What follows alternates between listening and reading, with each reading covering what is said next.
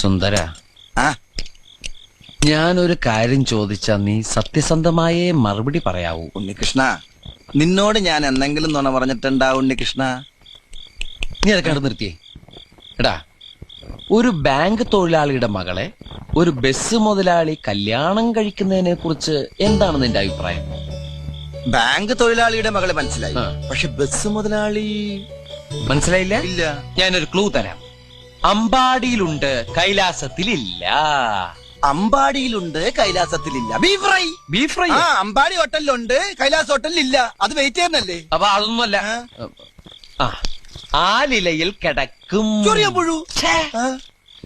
പാമ്പിന്റെ മുകളിൽ ഇങ്ങനെ നൃത്തമാടും.